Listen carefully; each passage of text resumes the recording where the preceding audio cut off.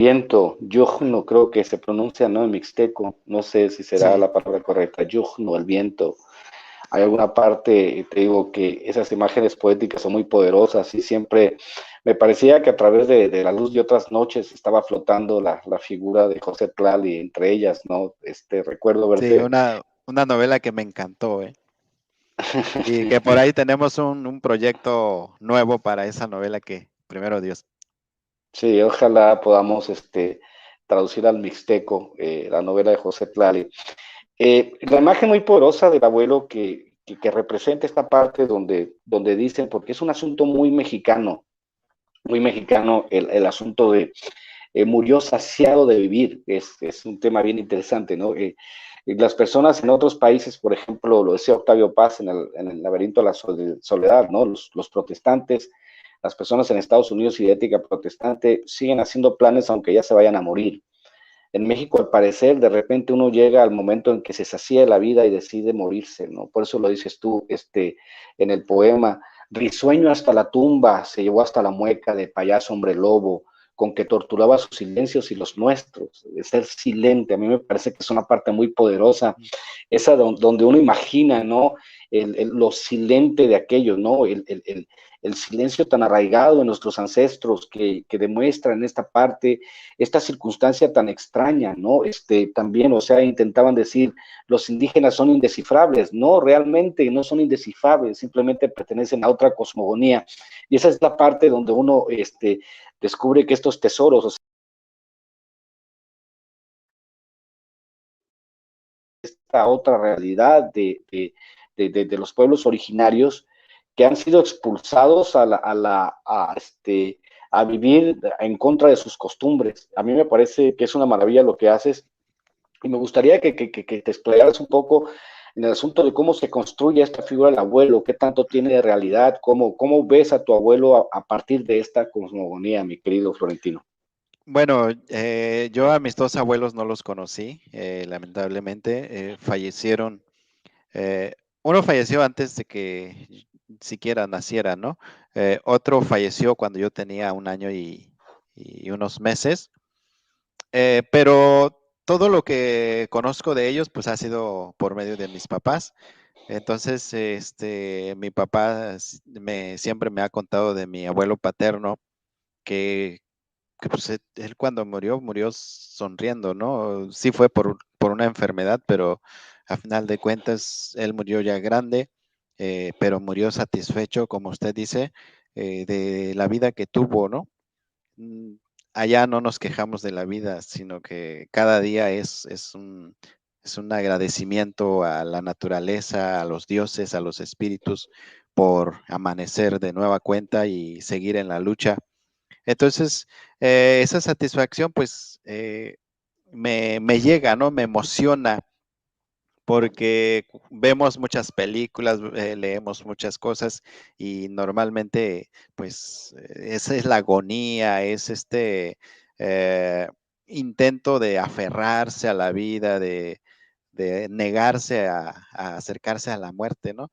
Pero en nuestra cultura no es así, nuestra gente siempre dice, bueno, hasta donde uno llegue, ¿no? Incluso eh, en muchos lugares, por ejemplo, no hay todavía un servicio digno de salud.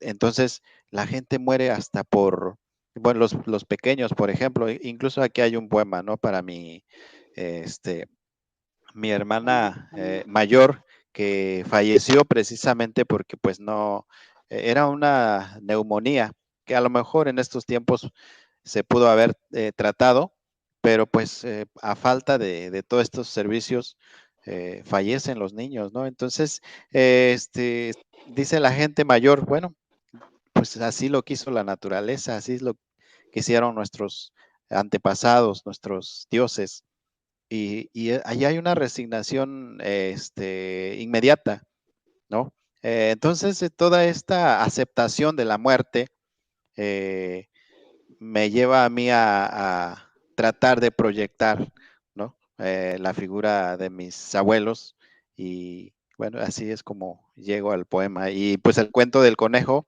pues es el símbolo, ¿no? De todo de todo lo que él transmitía mientras estaba vivo. Casi todos nuestros abuelos eran hombres sanadores, curanderos, hombres que hablaban, que llamaban la lluvia para el temporal. Entonces, pues todo eso lo transmitió a nosotros y a nuestros padres y bueno, pues eso representa para mí el cuento del conejo, que también en sí mismo sí existe, pero bueno, está tratando de proyectar esa idea. Me gustaría mucho que leyeras el poema que le escribiste a tu hermana, Florentino. ¿Podrías hacerlo? Nos gustaría mucho. Claro, lo buscamos, Pero por acá. sí, me encantaría que leyeras el poema a tu hermana. Eso sería maravilloso. Sí, da coraje porque pues bueno, tantas riquezas que tiene México y que sus pueblos vivan en condiciones tan difíciles, eso es lo que nos pega, ¿no? Pero bueno, se titula Tetubi. Shanyaloku Bayu Rafaela. Nishikun. Tashi Dina Kwachiño yo. No da Aibakun. No da Sigo. Shen no da Kwastuna. Tisu Sasa Kumani va Tata. Disu Nisabachi. Akwe. Kunda Vivaini Yoshi na Shi. Shakunitu Viva. Fin de la noche. A la memoria de Rafaela. Moriste como mueren los niños en este pueblo, con mucho amor, cariño y rezos, pero sin Intal, Coviven o Bisolbón. Aún así estoy seguro, hermana, que Dios no es tan malo con los muertos. Está a punto de amanecer.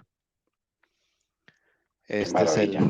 este es el poema que le dediqué a la memoria de mi hermana. No la recuerdo realmente porque estaba muy pequeño cuando falleció. Entonces, pero sí hay todas estas situaciones, ¿no? Que pues nos llevan a escribir estos textos. Qué maravilla. Para ti, mi querida Ceci, que ya estás emocionada, te vamos a leer otro poema que se llama Origen. Origen, que es un poemazo también, que es una maravilla. Te digo que yo soy bien macho, Florentino. Ceci, yo no voy a llorar en este programa porque me encanta lo que hace Florentino y voy a hacer todo el intento por no llorar porque los machos no lloran, pero ya después que acabe el programa voy a poder llorar. Ahorita todavía no, deja que acabe el programa. Este se llama Origen. Escuchen nomás qué clase de poema. Uf, devorando, viene la noche a reventar la mirada. Estallido de sueños de muertos y de historias que mi abue dibujó con estrellitas del cielo. De la noche surgió todo, dice Abue. Todo era noche y la soledad parió a los muertos y los muertos, hágase la luz, comenzaron a dar luz y después vinimos nosotros, dice Abue. No somos hijos de la chingada, sino de la oscuridad y de la muerte. Mi abue se fue una noche a oscuras, como el mar, a tientas. Cada noche es un estallido. Sha'a, Cosco, Bashita Viñono yo, Kandi Shane. Nandi, Chitakun Dieku, Databañas, Tayun Divi. Ñu Genishiko Diña Cachiñas Tayu. Ñu ña Nishikuñara. Sa Kuno Kakunandi. Ranandira. Nakukoñu. Shana Kakusena. Rasake Kakuyo, Kachestayu. Subisendia Yaguyo. Se ñaña Shisendiva Kuyo. Ñuña que te cuaña estayo. Takanda tiañu. Y tinya ñacuaña. Disaño ora tu diva. Qué maravilla. Para que entienda la gente esta parte de esta cosmogonía, quizá para nosotros los mexicanos en general es una parte que está totalmente desconocida. Imagínate, Florentino, que todas las historias de los pueblos se pudiesen contar, pues, pudiesen estar por escrito, que las tradiciones orales de los ancestros, estuviesen su cosmogonía sobre todo, porque al final de cuentas, como decía León Portilla, o intentó hacerlo, ¿no? En visión de los vencidos, de los vencidos. que uno pudiese, bajo esta circunstancia, decir, señores, vamos a hacer una campaña extensiva para que todo eso, toda la sabiduría ancestral, lo que tú dices, los grandes sanadores que venían de esos pueblos, esa sabiduría de milenaria, una sabiduría que fue borrada de cierta manera por el tema de, no sé si llamarlos conquistadores, porque pues en general, pues lo único que No eran. creo, no creo, porque ahí ya ve usted que ahorita estamos en el asunto de la descolonización y creo que sí, haciendo un análisis, no nos conquistaron, ¿no? Nos invadieron, sí es cierto, destruyeron muchísimas cosas, eso también es cierto, pero bueno, el hecho de que estemos aquí hoy hablando precisamente de estos temas de las lenguas, de las culturas, pues es una prueba de que no nos conquistaron, ¿no?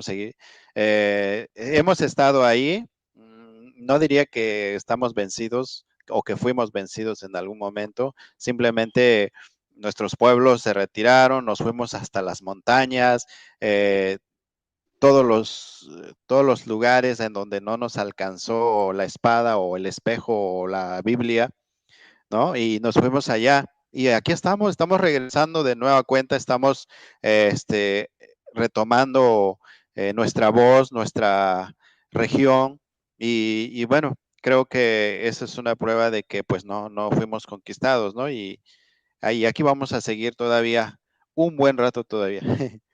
Sí, claro que sí, porque a final de cuentas, esta parte que estamos retomando, la marginalidad con la que los gobiernos trataron, ¿no? Como si se tratara de súbditos. Fíjate que una vez me dijeron, ¿no? Es que los indígenas, o de manera más despectiva, los indios, y yo les dije, los indios, los indígenas que ustedes llaman, son los únicos de sangre pura en este país, son descendientes de reyes y de príncipes, y esa parte quizá ustedes no la hayan entendido. Las costumbres de los pueblos originarios en México, que eran básicamente, estaban adelantados más de 100 años a las culturas europeas. Lo único en lo que eran superiores los europeos eran básicamente en anticuerpos y armamento.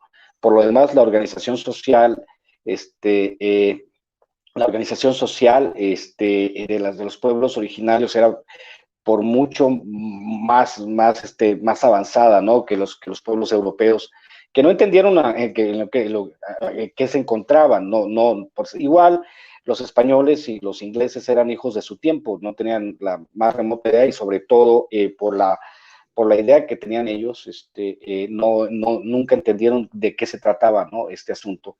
Sí, Blanca Terrón, gracias a todos los que están conectados, les agradecemos muchísimo sus comentarios. Para mí era muy importante traer al maestro Florentino Solano. Me decía Leti Núñez ahorita que no sabía que me gustara la poesía, es que no me gusta toda la poesía.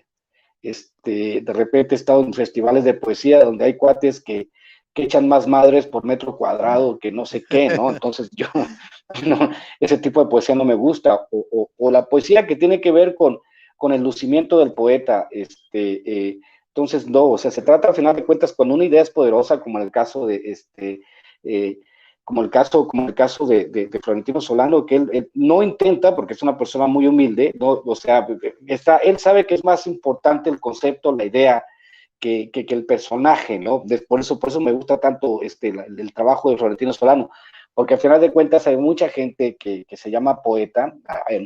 En México yo hago una broma muy famosa que digo que vas a Argentina, levantas una piedra y salen tres buenos futbolistas, vas a Inglaterra, levantas una piedra y te salen tres buenos músicos. Llegas a México, levantas una piedra y te salen cuatro malos poetas. Es por eso que no me invitan nunca a los encuentros.